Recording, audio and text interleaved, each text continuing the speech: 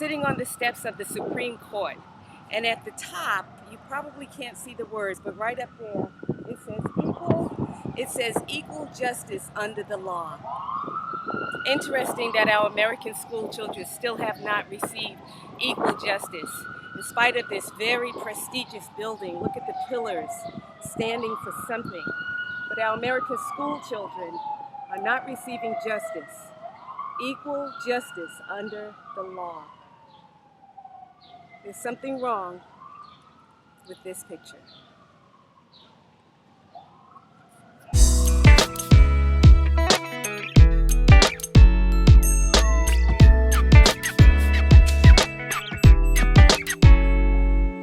You either can bend over, pull your pants down, and just take it.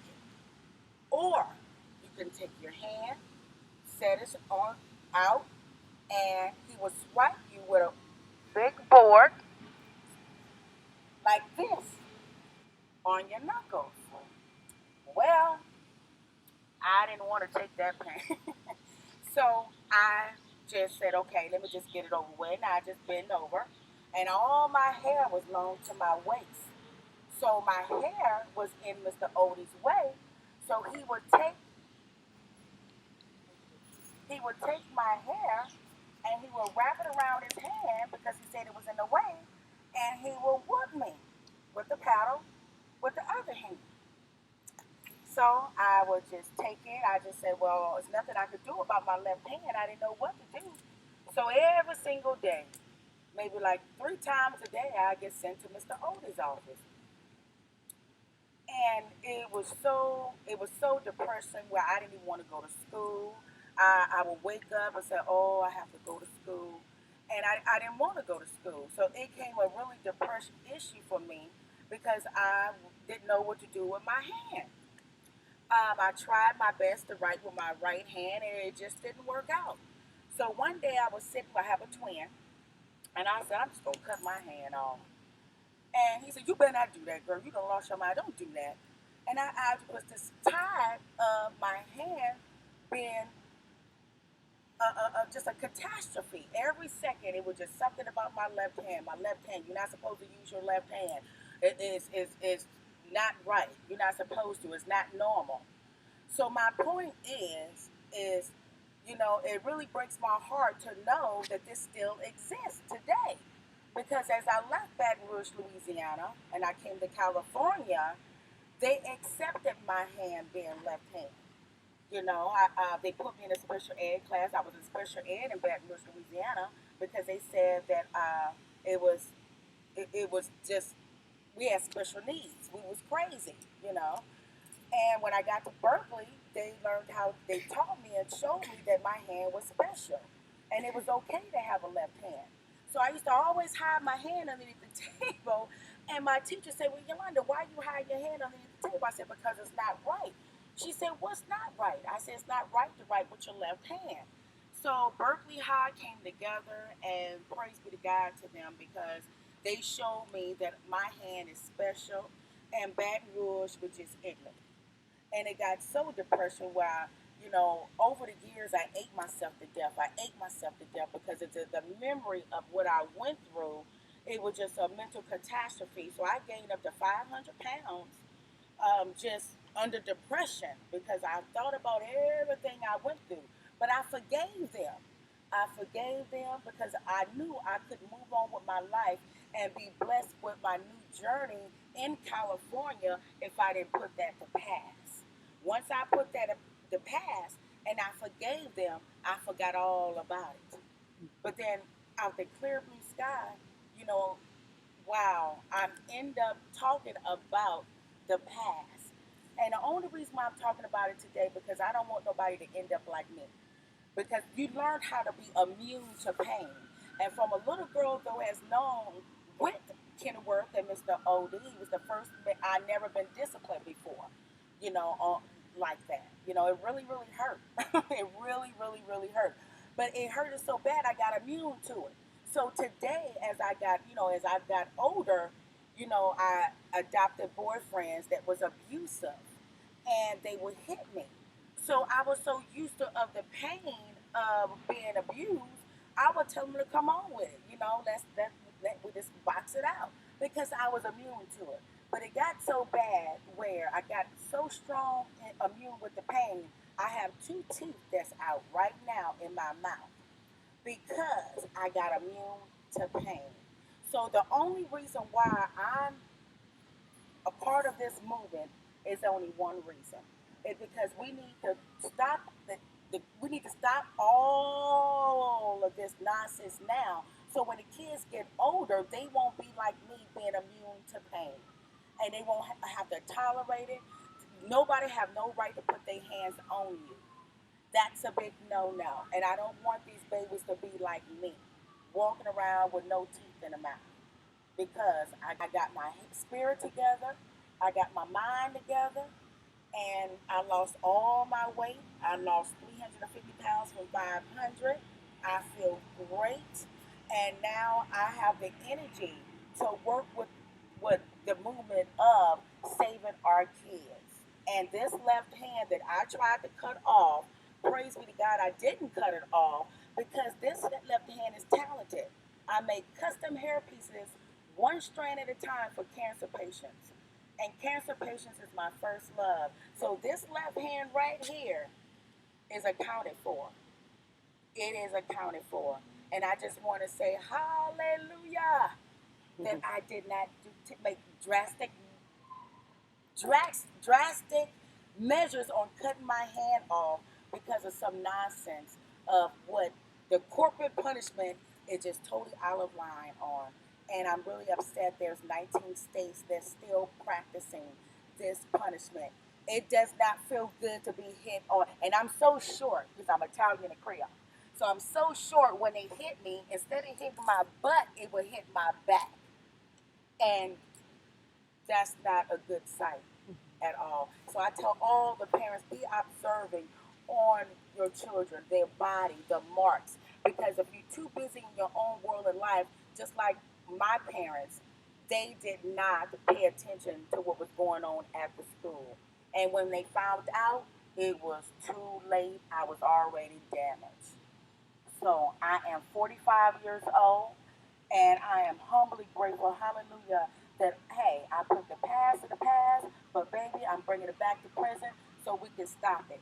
We can stop it. We have to stop the violence. And just like my minister Marvin Webb says, it's time for love. God bless you all. Thank you. Tell us about the student that was beaten by the teacher.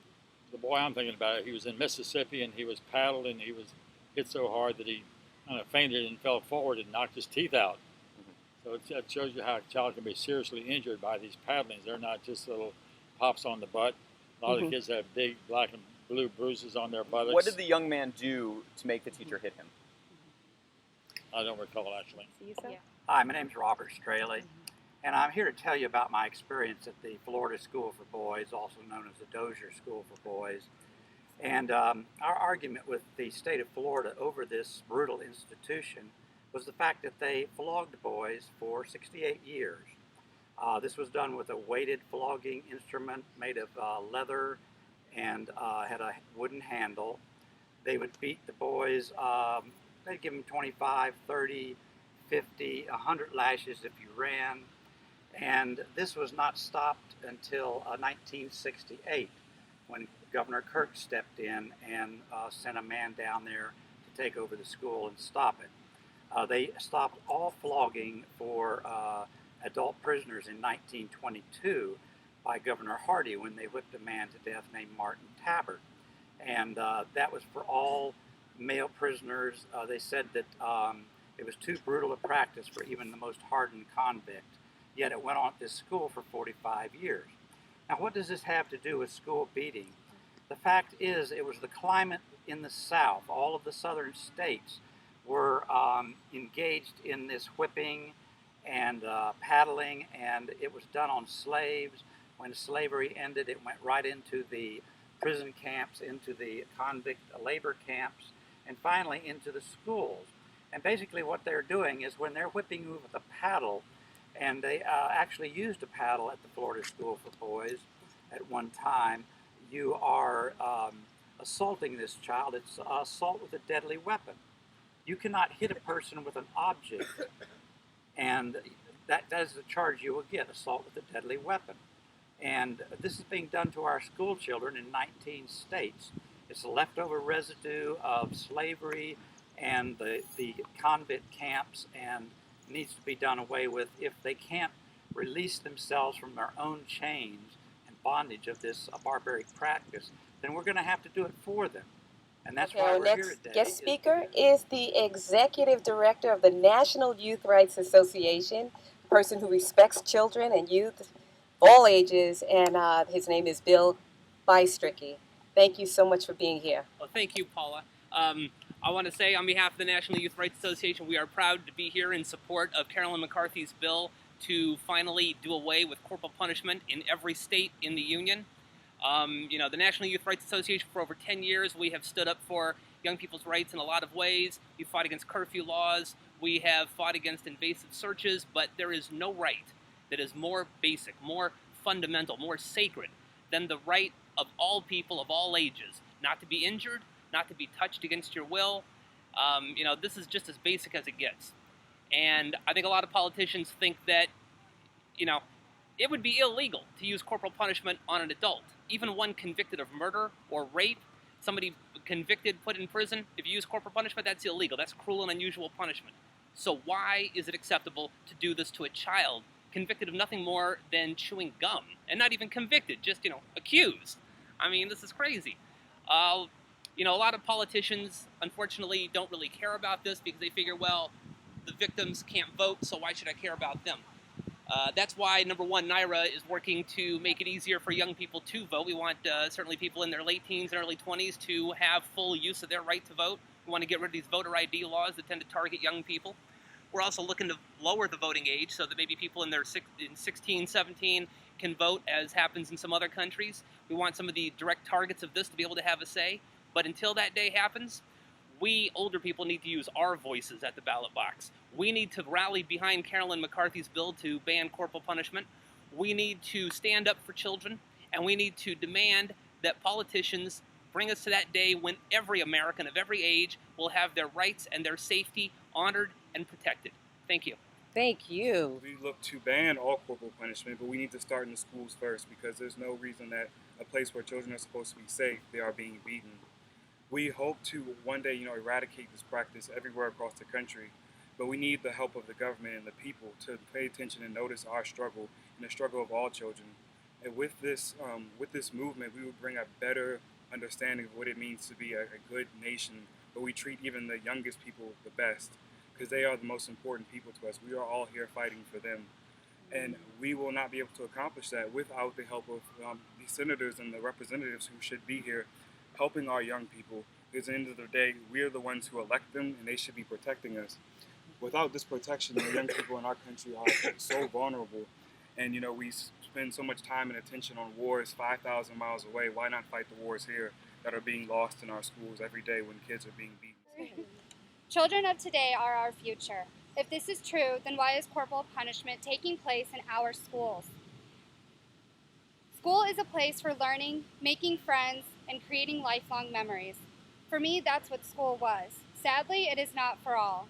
I am here today as the voice for a little girl from Georgia who was beaten for being left-handed, for the boy with disabilities who was slapped for not completing a homework assignment. I am the voice of a child who does not have one because they were beaten so severely that their spleen ruptured during the beating and is no longer with us. As a nanny, I do not have the right to spank or hit a child. I am continually learning and practicing healthy ways to teach, calm, and help a child every day. I know without a doubt that corporal punishment is not the answer to a solution. Each and every child deserves a safe, comfortable, loving environment in which they can learn and grow in. Unless this bill is passed, these children will continue to receive corporal punishment, which will then strip them of their self-confidence and teach them that violence and aggression are the solution. Together, we can give them a voice and pass this bill to end the corporal punishment in our school systems. Discipline these children as you see fit.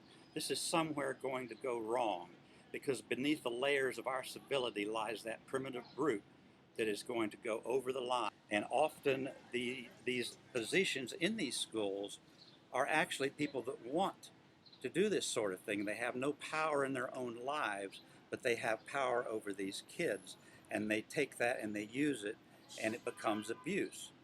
There are not enough background checks, there are not enough screening done on these individuals, and this is something that shouldn't be allowed because of just the fact that they will take it too far at some point. They may even begin to enjoy it.